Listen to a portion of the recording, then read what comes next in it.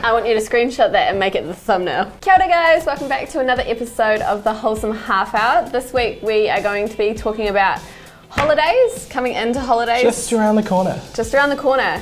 And I'm joined again by lovely Saren. Kia ora, how's it going? All the time. I'm back. It's again.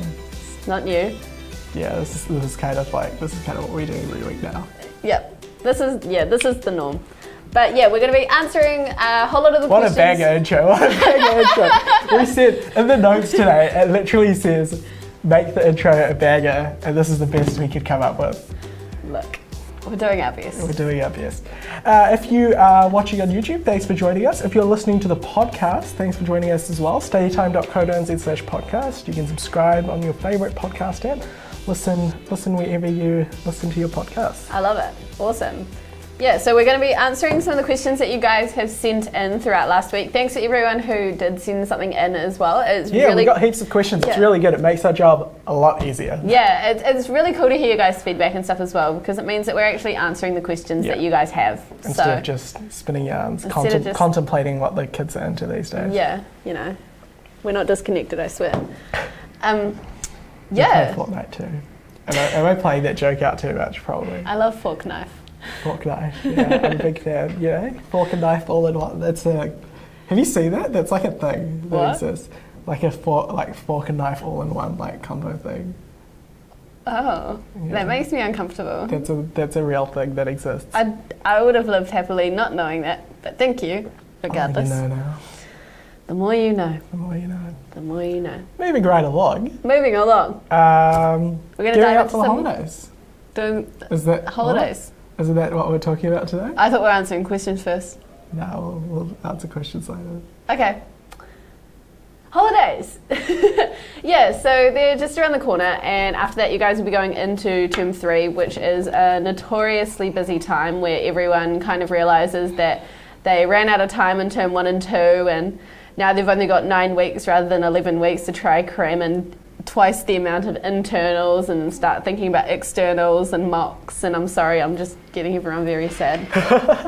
No, it is that time of the year. Term 3 is probably the second busiest term of the year, and I think it is really hard because it's that shift into where it gets a bit more intense, and you get that looming sense of dread of the upcoming exams.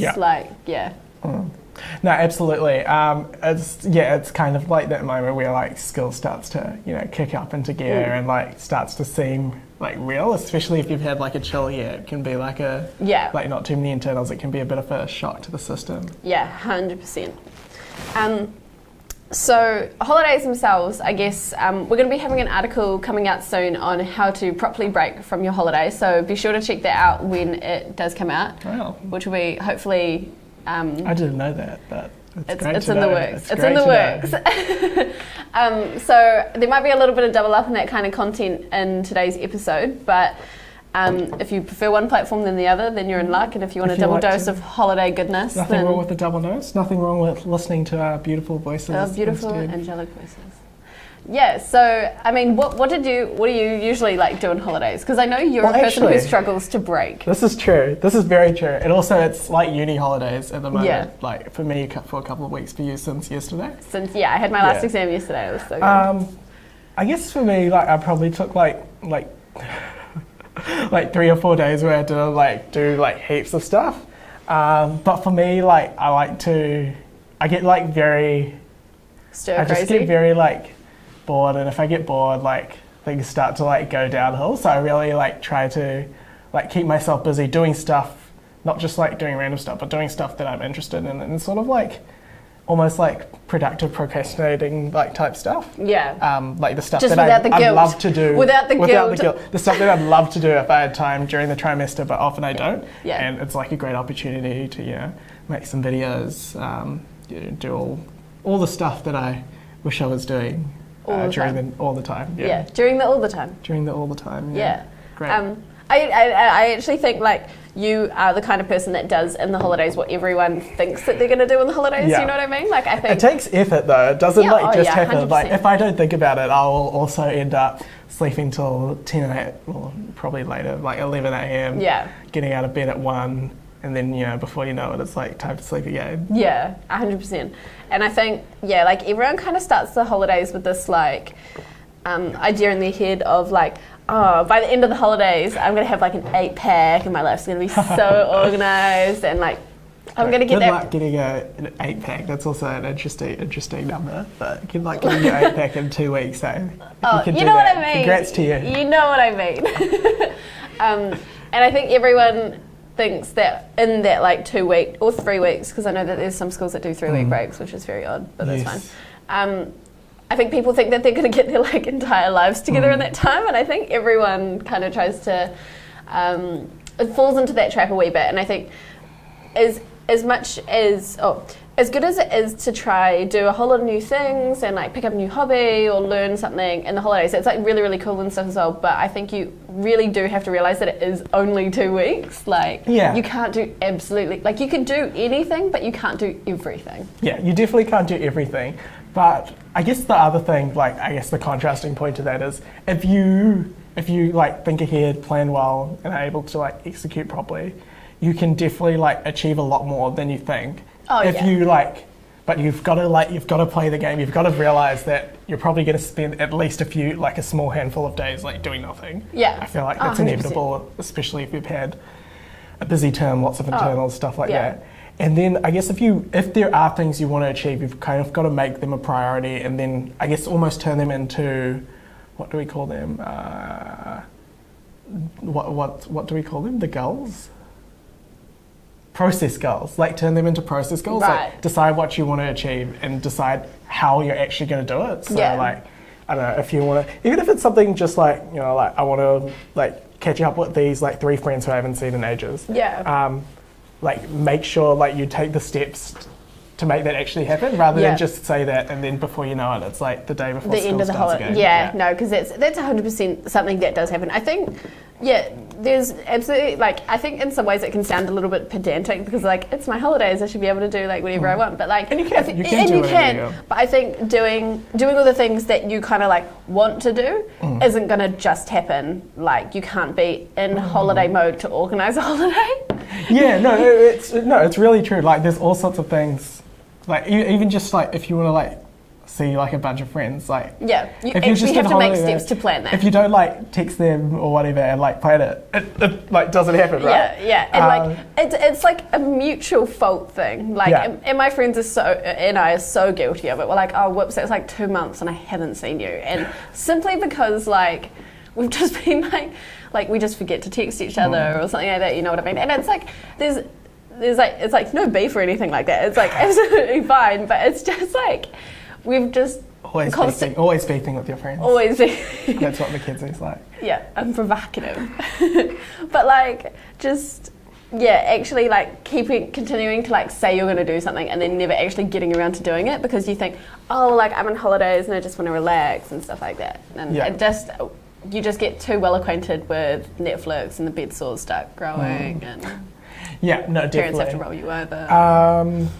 I guess like I definitely wouldn't make your entire holidays about this, but if you wanted to spend like a few hours like gearing up for term 3, what kind of things do you think, like what do you think would be worthwhile doing specifically? I think if you are one of the unfortunate souls that actually has like an internal to do over the holidays, sadness first, sorry, but also our thoughts and prayers are with you. We're with you in these difficult times. Do them early, and I know everyone says it and they're like, and then you can enjoy your holidays. Like it's true. It's so true. It's so true. I'm just like, and I'm so guilty for it. After coming off like a month of just like back-to-back uni assignments, you like don't even realize, but like even when you're just like watching TV or whatever, like it's playing on the back of your mind and you can't like fully relax. And once that stuff's just done, it's so much easier to like. I woke up this morning and just with like, I had no sense of purpose because I was like, I don't have anything to study for. Oh, it's really weird. It's really very weird. Odd at first. Yeah, because if you're not sure of how like university works, in between the trimesters, unless you're doing a full year course, but for most people in between the trimesters, you have like nothing in terms of like coursework, which is insane. It's good. Like when I went out the other day, I was just like going to Kmart or something, and like as I was leaving the house, I was like, like, is there something I should be doing instead? Because like that's how my mind's been Just set for waiting like to the be entire like last month. tackled by like an assignment on the street or something like that. Oh, I wouldn't be surprised. Or just be like, lecturer like walks out, oh, how's your... yeah, just be like So, Molly research from paper. up in our Oh, office man. here, and she just ran into her lecturer in Portugal. So I mean, If you're going overseas and you run into your teacher, I'm sure it will be a great conversation. I'm very sorry. Literally no escape. Yeah, I think for holidays, like a little bit of planning for it is really good. If you have to do an internal in it, then do your internal. If like early as possible. Early as possible. You know, make plans to see all your friends and stuff like that, and also do realize that you do like need and 100% deserve like some downtime. Like Yeah, you absolutely. you don't need to be like on for the entire time. You know? If you want to take that initiative, get that internal out of the way, what do you reckon is like the best way to like actually make that happen? I think sooner rather than later. I personally always try to give myself like at least 1 or 2 days to like just detox a little bit before Weekend, Saturday, Sunday? Yeah, like the weekend. Yep. Like have the weekend to just like not do anything. Yeah. And then when it hits Monday again, I think just like really trying to get it out of the way as soon as possible. And it comes down to like all the things that we always harp on about that you guys love. So it's like, you know, break it down into your chunks and do things like time blocking and stuff like that. You know, make a list of what it is you actually have to do. And, you know, some people will prefer to smash it out in an entire day, and some people also, you know, prefer to do like little bits over days. So if you can even make a plan of like, oh, well, I want to get it done in the first week, but like, I don't want to do it all at once. So here's like 7 different parts of it that I will do like over these 7 days. And it might only take you like an hour, half an hour every day. Yeah, something absolutely. Like definitely like I'm sure like know yourself and know what you're realistically Going not just to do. capable of. I'm sure you're capable of a lot, but what you're actually going to do. Yeah. So like if you know like you can just like sit down 6 hours, smash it out in one day, like go for it. But I know most people aren't like that. Yeah. So be realistic, say, you know, just an hour, hour and a half a day, and then almost like I'd write it down in your phone, diary, calendar, whatever. Yeah, and remind yourself about it, Yeah. because the days and the holidays will go like fly by and you won't even know. Like pause this podcast right now, just spend 20 minutes, plan it all out, just say on Monday, Yeah. 1 hour, I'm going to decide which question I'm going to answer and write my introduction. And then Tuesday, I'm going to do this. And be really specific and just kind of like allocate that time. Put it early in the morning, 9 till 10, you do it, and then you can enjoy yourself rest of the day. Yeah. Well, the thing is as well, one of the good things about doing it really early means that you're not 100% in holiday mode yet. So like you'll probably still be waking up relatively early. Yeah. Whereas I think by the end of the holidays, you're like waking up at like 10 or 11 o'clock. And then like by the time you like get up and fluff around and I had stuff to get like into that. work today at 10:30. It was a challenge. It was a challenge. It was a challenge because I couldn't sleep last night. Probably because I drank too much coffee yesterday. You had like what, 5 coffees? Well, okay, so I'm like... What is he drinking now, team?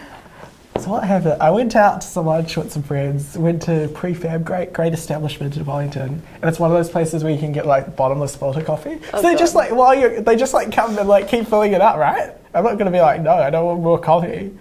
And like we were there for like 2 hours, and you can drink a lot of coffee in 2 hours.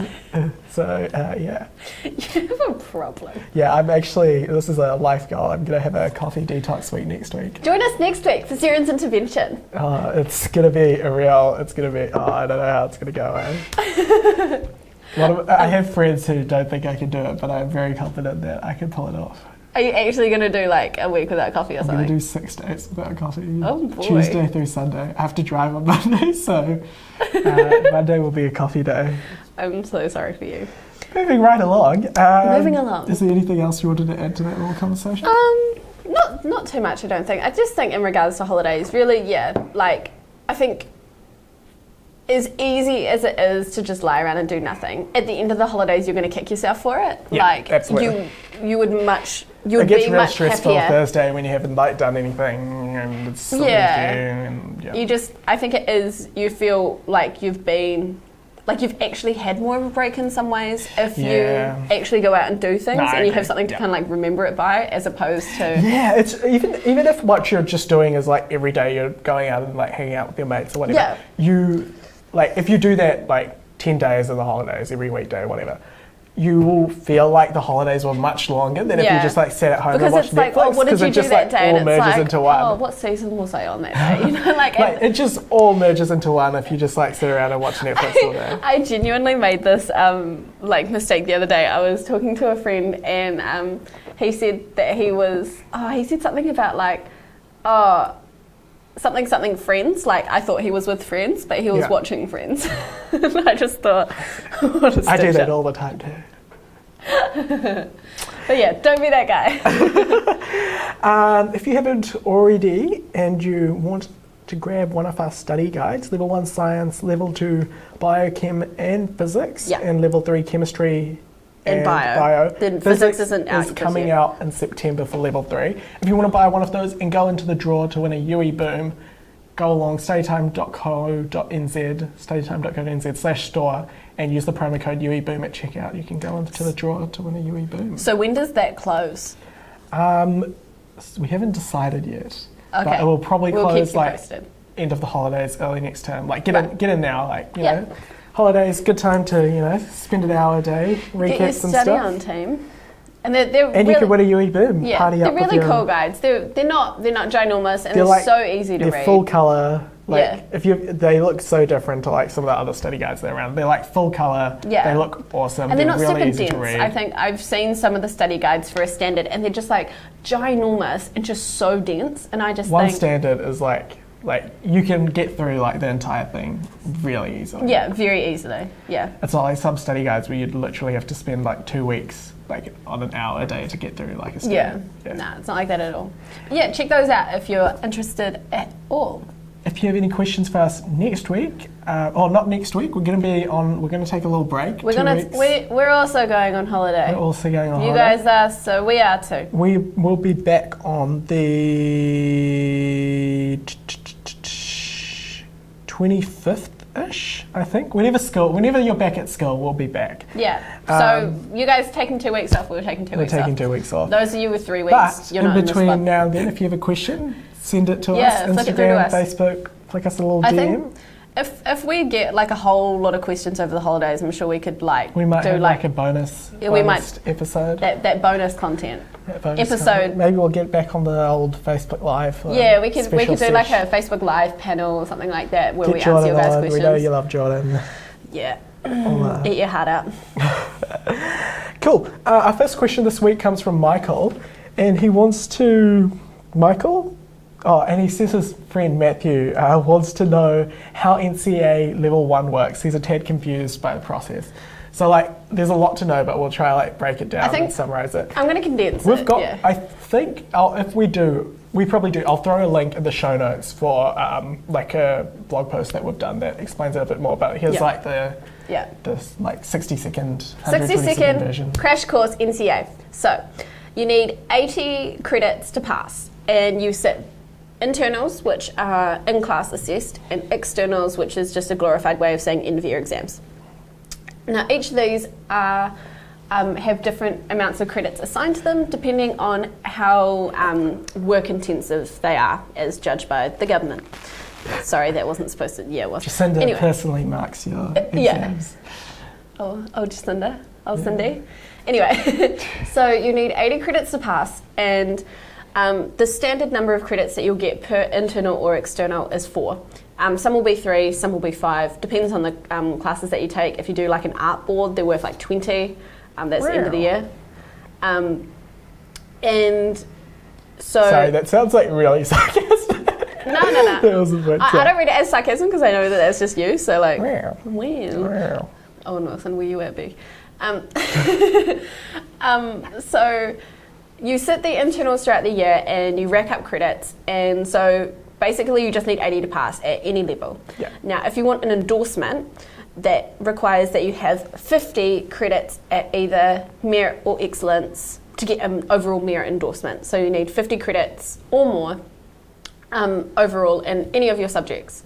Now for an excellence endorsement, they need to be exclusively excellence credits, 50 of them. So the other 30 that you need to pass can be any level, that doesn't matter at all. You just need 50 excellence credits overall. Now for a course endorsement, you need 14 or more credits in that subject at that level, but one of them has to be from an external, or at least 4 of those credits have to be external, which is 1 external. So you need 1 external at that level, and just the rest of it can be internal. Now for overall excellence and merit endorsements, it doesn't need to come from externals at all. It can be 100% internally done. So like I had my endorsements before I even went into exams. So like they were 100% internally done. And that takes a lot of pressure off exams. Yeah. So that's, even if it's just like a merit endorsement, and like you can try kick it up to an excellence in exams. It does take the pressure off a bit though. It's really good. I know you guys are asking about level 1, but level 2 is the same thing. Needs 80 credits, but technically you only actually need to get 60 because 20 credits at level 1 go on to level 2. I have no clue why. They should just make it 60 credits that you need to pass, because they're not any level. Like you can't take 20 excellence credits up or anything like that. They're just credits, like basically just achieved. So technically you need, over the course of NCEA level 2, you need to earn 60 credits, 50 of which have to be either merit or excellence to get that overall endorsement. And course endorsements are exactly the same. Same goes for level 3. Or is it level 2 to level 3 that's like that? I can't remember. I think it's the same for level 2 and level 3. But that's NCEA in a nutshell. Awesome. We've got a couple of similar questions here. Well, first one comes from Tess over on Instagram. How to answer a long answer science question? Okay. I'm going to let you answer this again because this is a that's good. reading. So long answer science questions, I'm going to guess that you're thinking bio, just for the simple fact that chem and physics are relatively straightforward. You don't really need to go into like a lot of like paragraphy type stuff. For bio, it's really, really keywordy. Like you want to be, I think the best advice that I can give is define absolutely everything that you... Get your old flashcards out. Yeah, flashcards are really, really helpful for bio. If there is a new concept that you're bringing into your answer, define what it is. Define absolutely everything as you go, not just what the bullet point asks of you. As a rule of thumb with NCEA, you really want to be answering questions as though you are explaining it to someone who has never heard of it before. And I think a lot of the time we write knowing that whoever's going to read it has some level of knowledge about what we're doing. We'll is that normal? It. No, you just keep talking. I'm going to keep talking. Sorry, I just like hit you. But we really want to be writing it as though we're talking to someone who has no clue about it at all. Secondly, you want to be making sure that you are answering absolutely everything on those bullet points and taking it further as well. So biology is really funny in NCEA in the way that you don't just answer the bullet point, you have to answer like the surrounding concepts of that bullet point as well. Yeah. I personally have beef with this because I'm a very concise writer. If you ask me to write something, I'll write it, but I'm not going to like write heaps and heaps more. Yeah, which is generally speaking is a good thing. Yeah. Serve you very well at university. Yeah, like if you go to university, you answer the question. You don't fluff it up or anything like that. Like they just want an answer. But if you can explain the surrounding concept as well, and define it all as you go, that's really good. For excellence kind of stuff, you really want to be like linking the processes together, like why do these connect to each other, and also always bring it back to the context of the question. So the question is always going to have a different kind of context, and it's always going to provide different kind of information. Now, you don't need to have extensive background on puffins or anything like that. You just need to use the information that the question gives you. And actually using that information to help answer your question to back up the points that you're trying to make is really, really useful and really, really helpful, and it is what they're really looking for.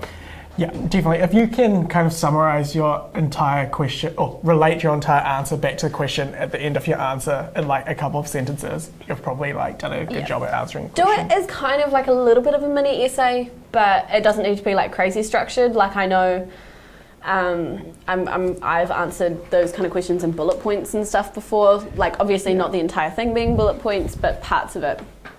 And you can 100% do that.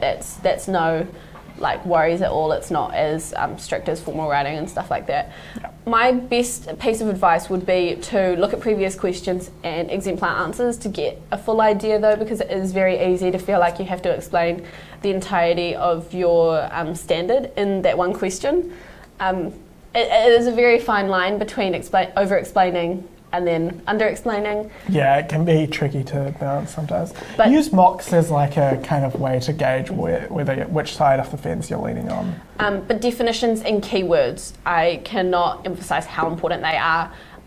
You will literally, like you can explain a concept, but if you don't give it its appropriate name, you won't get the marks for it. Like quite often, markers will look through your answer and literally just look for the keywords.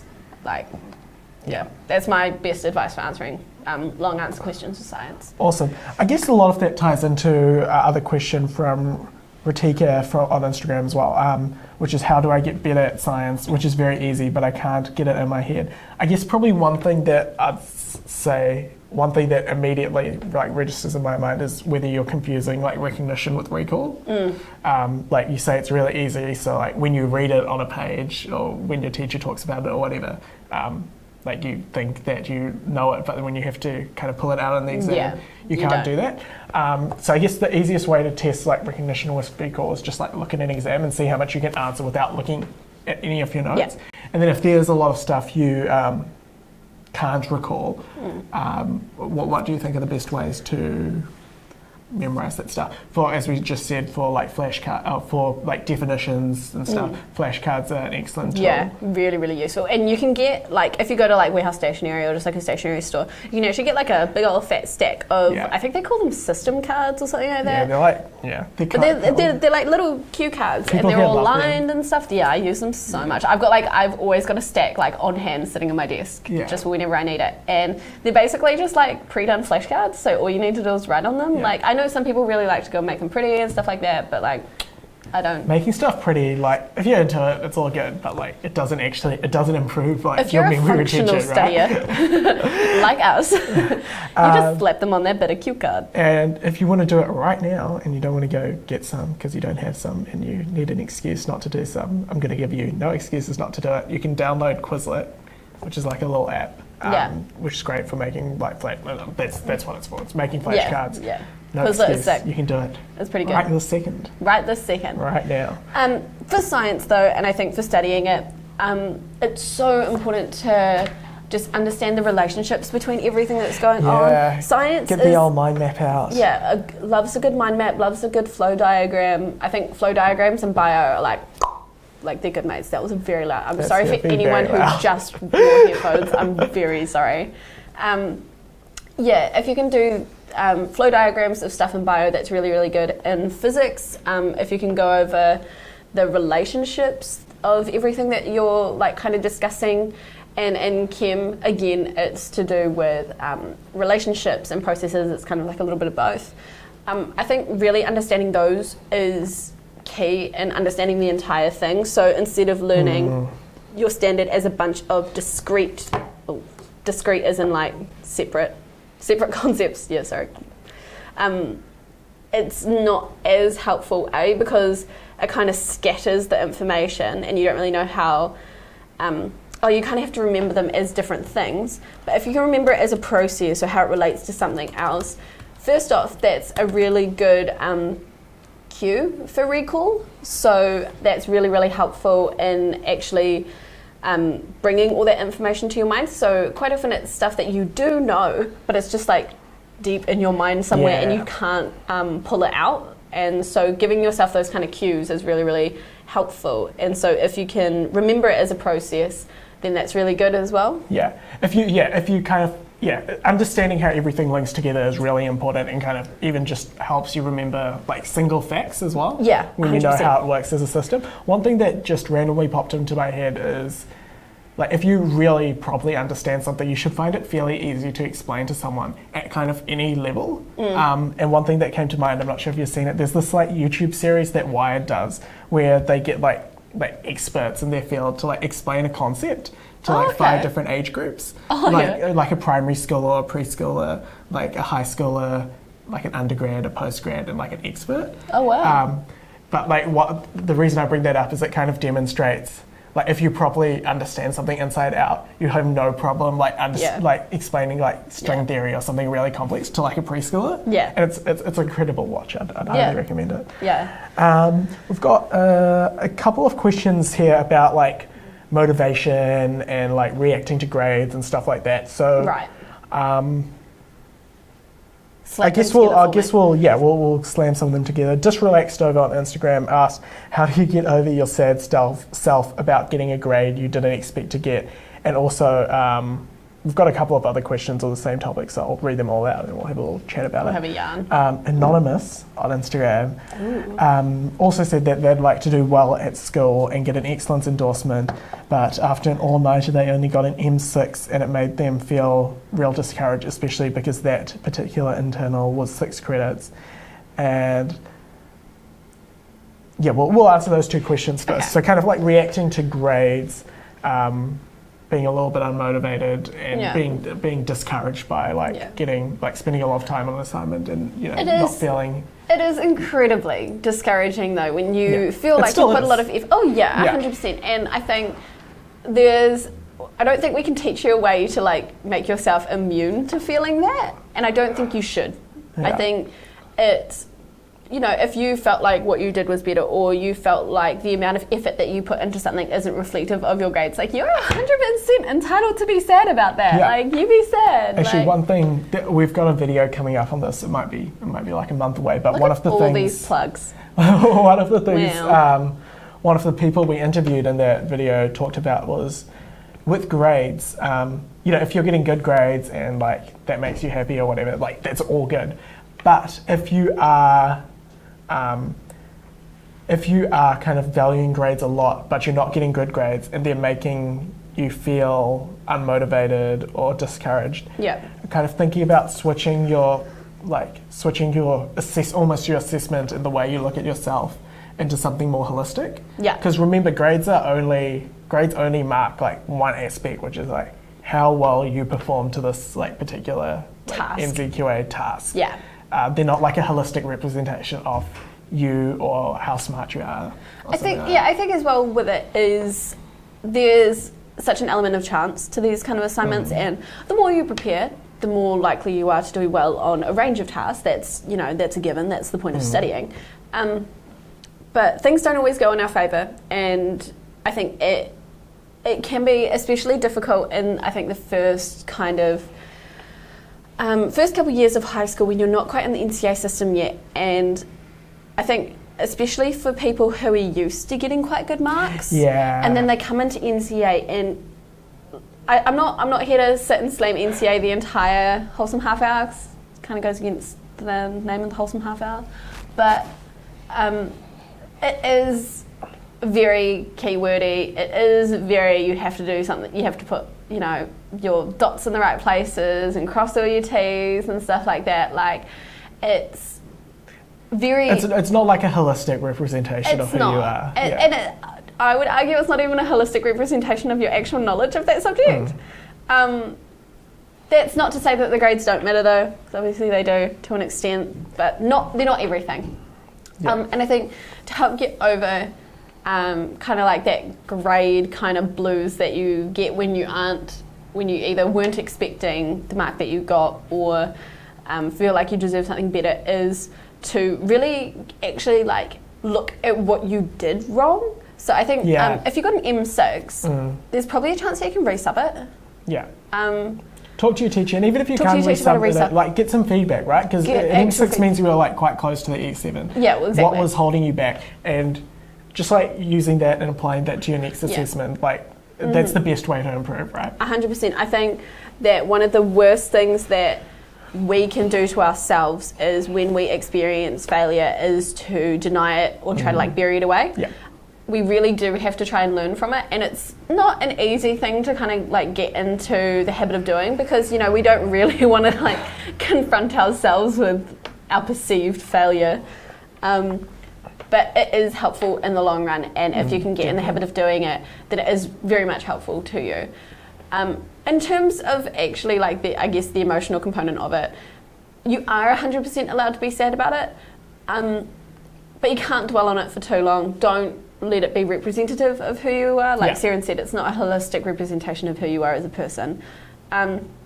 Also, if you are going for like a certain like grade mark, if you have a goal for the entire year or something like that, 1, 2, even 3, like bad grades, they're not going to ruin absolutely everything. I think the worst thing that you can do is let it demotivate you, because then your chances of actually achieving that goal are reduced even more. Yeah. You have to, as difficult as it is, you kind of do have to like keep going, because if you've got this goal, you can't let this one grade belittle that entire thing, because you can still achieve that goal. That's not off the cards. No. Just touching on the second question a little bit more, like motivating yourself when you don't know what your why is and what you want to do after high school. I definitely encourage you to, like, if you're using grades as like a method of like assessing like yourself as an individual, I definitely encourage you to like rethink that a little bit. And I guess if you don't know like what you want to do after high school, like that's all good. Like most people don't. Like even the people who like say they do, a lot of the times like they don't. Oh, they 100% and they'll don't. change. Yeah.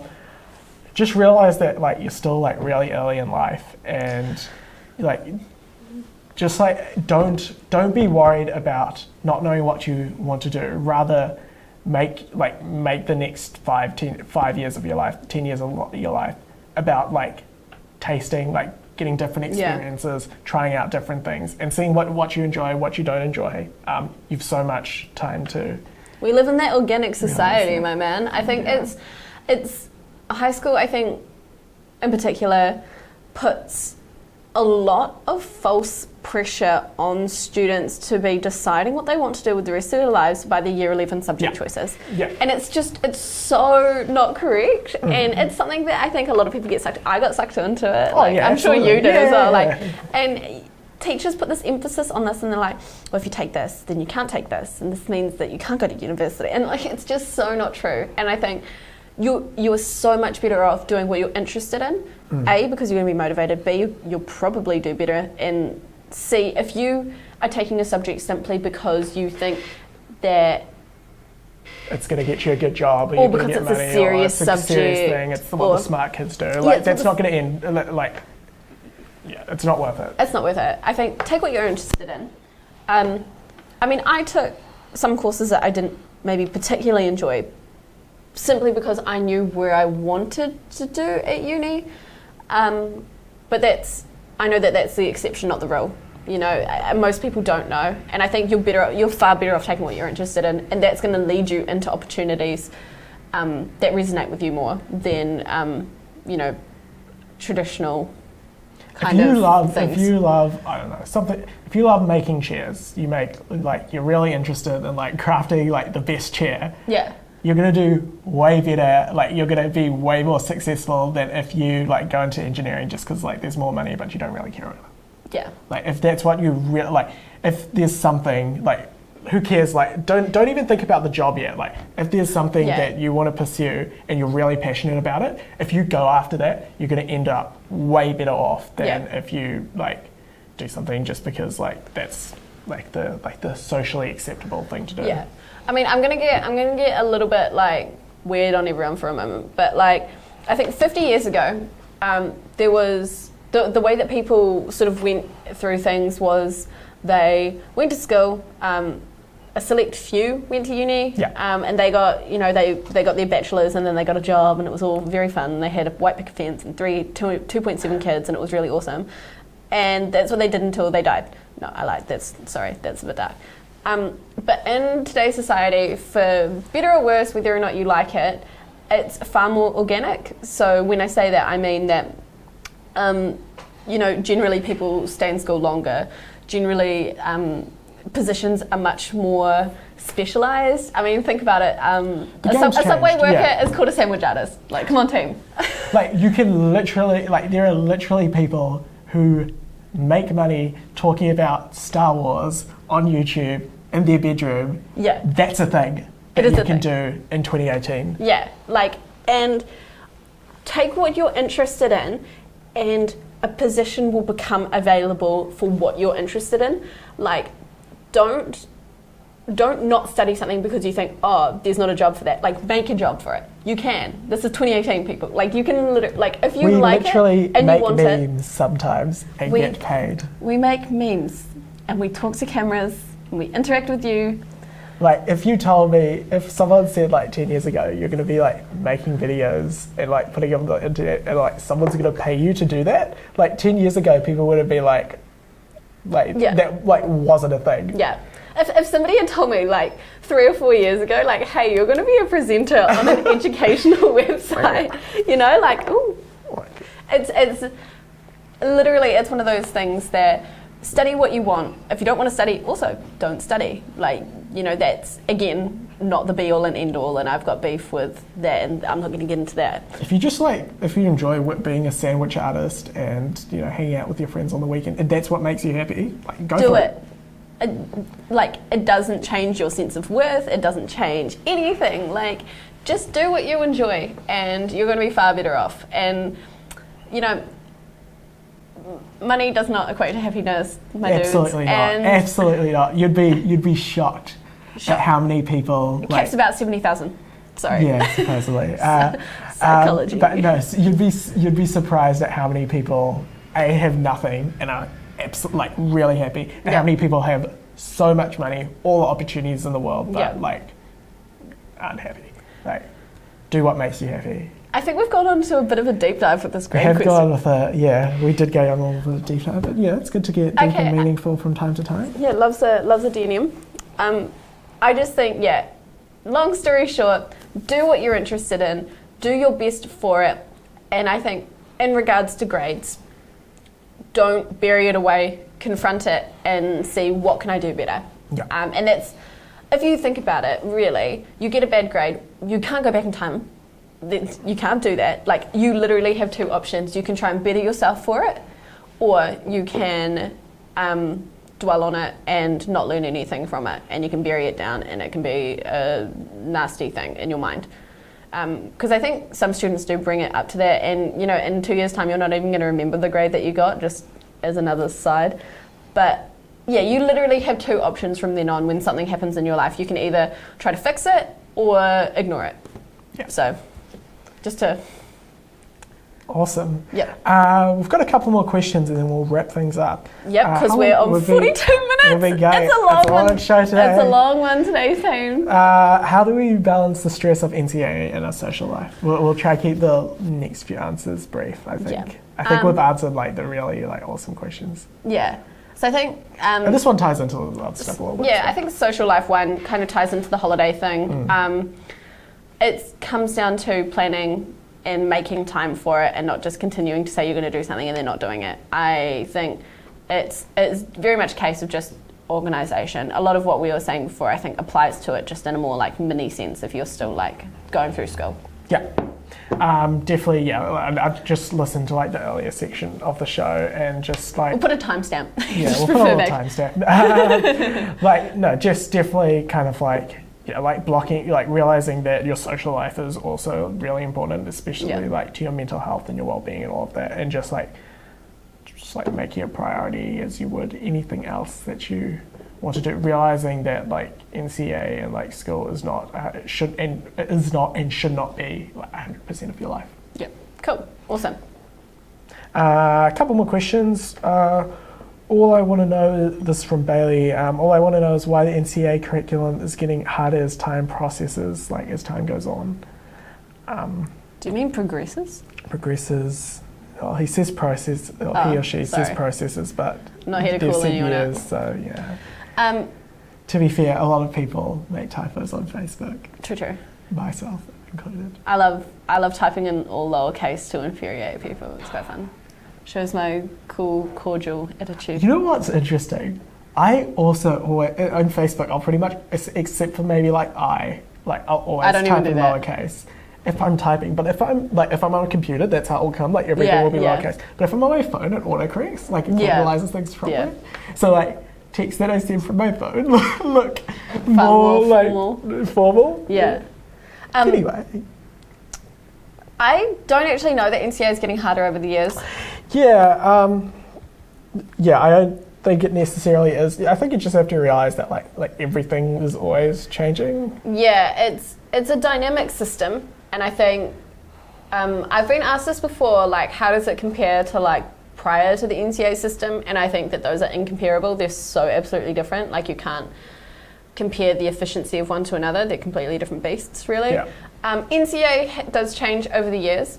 I wouldn't necessarily say it's gotten more difficult. Yeah, I think it's just changed. I think it has just changed. Actually, if anything, if you talk to some of the people who did like NCEA in the like mid 2000s, they would tell you that it's gotten easier. Because there used to be like more externals. There was a point where you had to do like 5 essays in 3 hours. I think part of the whole like idea about NCEA becoming harder is the publicity around some of it, like the MCAT, like not formal writing. The one Jordan harps on about. What's it? Creative writing? No, it's the other external. Unfamiliar text. Oh, unfamiliar. The old unfamiliar. So sorry. The old still. Yeah, the old still. I think there's just a lot of publicity around them these days, and I think what's happened is there's been a stigma created around it. Just like any kind of thing that gains any kind of traction in media, it sets this precedent, it sets this idea. And yes, there are sometimes cases where it is ridiculously difficult. I'm not going to argue with you about the MCAT, it's janky as. Yeah. But like, I think a lot of it is stigma. Definitely. Awesome. Yeah. Thanks for listening this week or watching. Whatever you do. Shout out. Have a marvellous holiday. Yeah, have a really good holiday, team. Have a little, drink a little hot chocolate, relax, put on your sweatpants and live life to live life fullest. Yeah, and if you have any questions over the holidays, feel free to send them through to us. If we do get a whole lot of them, I'm sure we might have a cheeky korero. We'll have like a special guest or something. Yeah, and we'll maybe do it as a live stream or something like that for you guys. Thanks so much for watching. Thanks, guys. Or listening. Yeah. Really appreciate it. We'll see you guys in 2 weeks. Ka kite. See you later. Ka kite.